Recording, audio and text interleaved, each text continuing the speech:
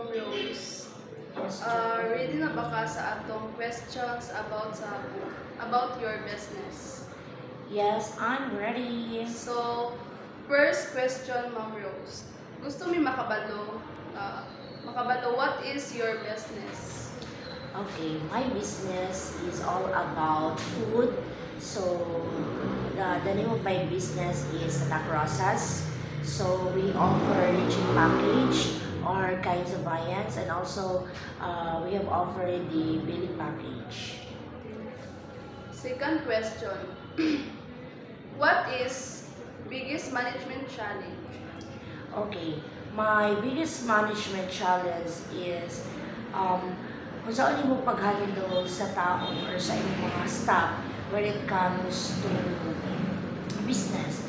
It is because biggest management challenge sa usa ka negosyante or as a negosyante, that is very important to know nga dapat kabalo ka mo dala sa imong mga tao as well as kabalo ka kung unsay dapat buhaton dili tungod kay owner ka or tungod kay boss ka, tungod kay naka sa top management or you're the higher position on that business, dapat kabalo ka makisama or kabalo pud ka mo kuan sa tao. It is because na-learn ko na siya last year nga how to handling labi na sa staff. Pero din sa staff na ko, but it is negative for me. It is because karon bitaw too much trust sa usa ka empleyado or sa imong staff, and then you really don't know what is going on or what is the happening while you are in kanang wala bitaw ka sa isa jud ka production mga ina na siya. So isa jud na siya nga pinaka-biggest ang saon nimo pag-manage ang usa ka staff nimo kay samot na kung maka-staff ka nga mas bossy pa sa imuha. So that's it. Number 3 questions. What management skills is most important? What is the management skills the most important? Yes. Pinaka-important skills ay kanang trust and delegation rather. Trust and delegation sa usa ka staff or sa usa ka tao. So, ako magod as a business owner, as an entrepreneur, once nga ang tao gahatag ko og trust samot na sa ako ang negosyo, and then gidelegate na ko na sa iyaha. So, kanang murag dako kung pagsalig sa iya mga pwede na ko siya biyaan. It is because nakita na ko ayang skills, nakita na ko kung unsa siya magdala sa manpower sa usa ka production or sa usa ka kusina baga kay kami na magid mi gapan magid mi sa among negosyo na magid mi sa kusina mao gid na siya. So nakita na ko kung unsa, pero sa pagsalig di ay or too much sa usa ka staff nimo dili ko siya maayo. It is because dili para sa ko lang nga in my own experience, dili siya makatapang kung mag too much kay ka. Dili pud sa ingon nga dili ka mo ingon nga okay ka na ano lang siya kanang ayaw mo pag-ingon ana tungod dili tanan staff na ingon ana. Pero as a learner or as a kanang entrepreneur, so dapat nga nakay kuan kabalo ka mo salig sa usa ka tawo or kabalo pud ka mo trust sa usa ka tawo kay that is very important when it comes to business. And of course kanang sa cash flow, sa money, kanang bitaw dili kabalo mo balik og sukli. Nga kabalo ka mismo ikaw nga owner, ikaw nga ako dili ko magpakuan nga boss, dili ko as a owner dili bitaw makayong nga so ba siya ingano wala man niya gibalik ang sukli. So di ba? So one of the characteristic being kanang usa ka empleyado or usa ka tagya sa negosyo nga or as a empleyado pud also kailangan di ka mabalik og sukli dili kay pwede ingon ana kay samot na kanang usaon nimo pang track bitaw sa imong negosyo o inana siya baga for me lang sige go. So, 4 questions. Biggest mistake. What is biggest mistake? Okay, that is very interesting question, John. So, ang biggest mistake yun sa ako, for mga last 2 years ago sa akong business because it's over how many years na ba? 20, 20, 21, 22, 23, 24, 25, 26. Oh, it's almost 6 years running sa mo ang kaugalingong business. Kanang pagpautang sa usang ka, kuwali mo, kanang ikaw, bali kami mo kanang supplier, and then I have the resellers baga. Then, okay po siya, too much funding that one person nga para tungod siguro kay gusto na ko nga ang customer na ko or mura bitaw tungod kay na-love na nako sila. Oo, mura grabe akong pagsalig ba.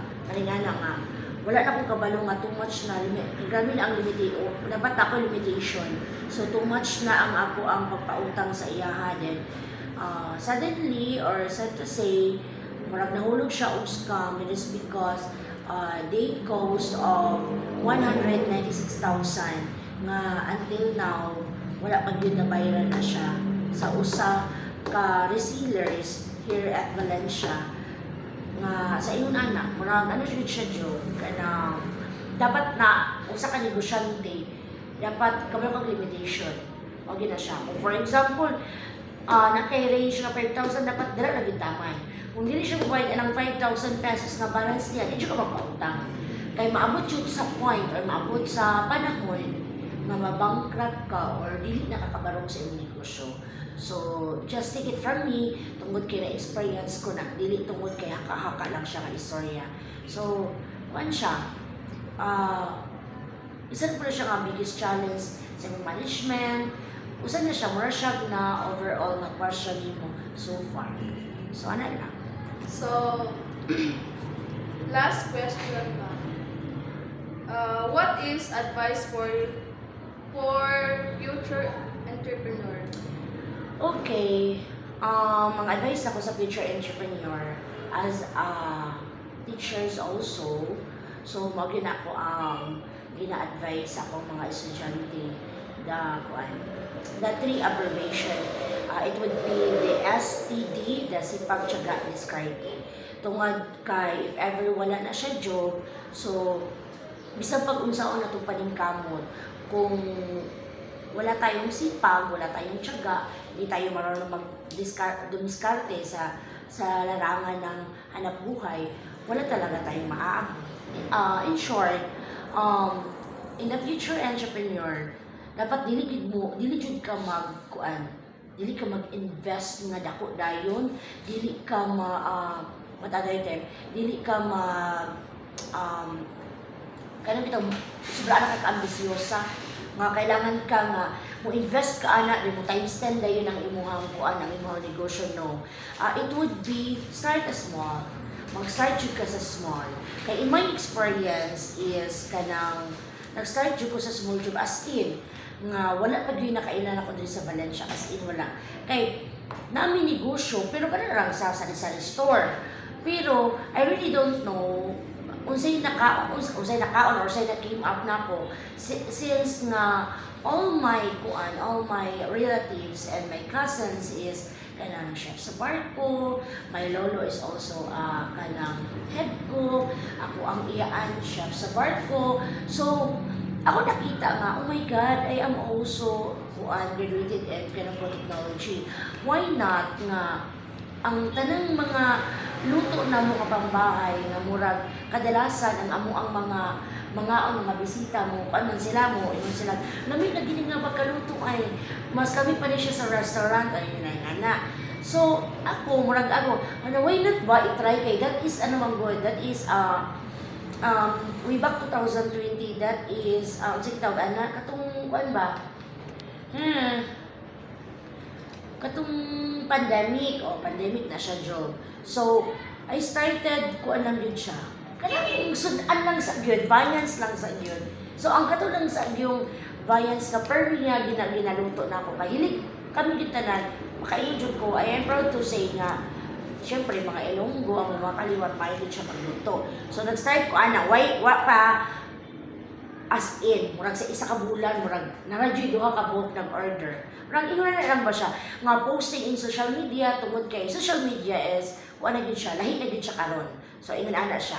Second is, just fall in love your customers. Dili tungod sa imong product. Dili kay kailangan gid nimo i-push imong product bisag ang mga ubang mga kliyente or ubang mga consumers or customers dili ganahan sa imuha.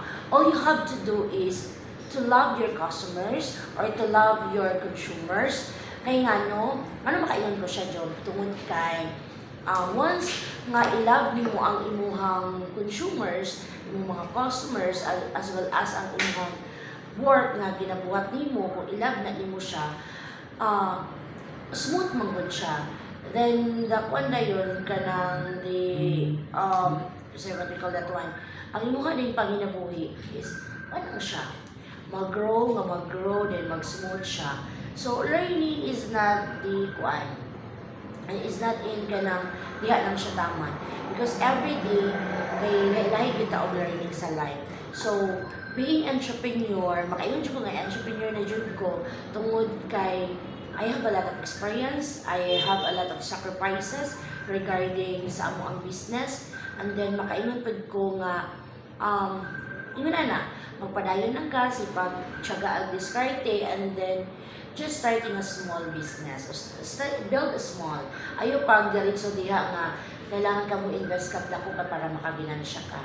So just learn it from me kay you know what, lamig kay sa feeling nga nag-start ka sa small kaysa mag-start ka sa biggest, and then in the future di ay or in the long run wala ka kabalo nga diha na day taman ang imong negosyo, and then you don't know how to stand. It is because nag-start man ka sa taas, wala ka nag-start sa small. So sa mga future entrepreneur, so dapat kailapod ka also kung unsa ang imong product or unsa ang imong ginabuhat, dapat kaila jud ka, dapat ikaw gid mismo kabalo ka kung unsa ang imong gisudlan. Dili tungod kay nagsunod ka ana kay maunay usa ni maunay mas kusog halinon karon, maunay needed sa mga generation karon, sa mga Gen Z. Nagnegosyo ka tungod kay gilab na nimo, nagnegosyo ka tungod kay kabalo ka ana, nagnegosyo ka tungod kay makahelp ka to everybody. Samot na itong mga out of school yun, samot na itong walay mga trabaho, nga lang siya. Kay ayaw paglantaw sa kwarta or sa profit, kundi lantawon nimo ang customer na magbalik-balik sa imo as well as ang brand. So that's it. Thank you, Ma'am Rose. Yeah. Thank you, Congrats! Josh.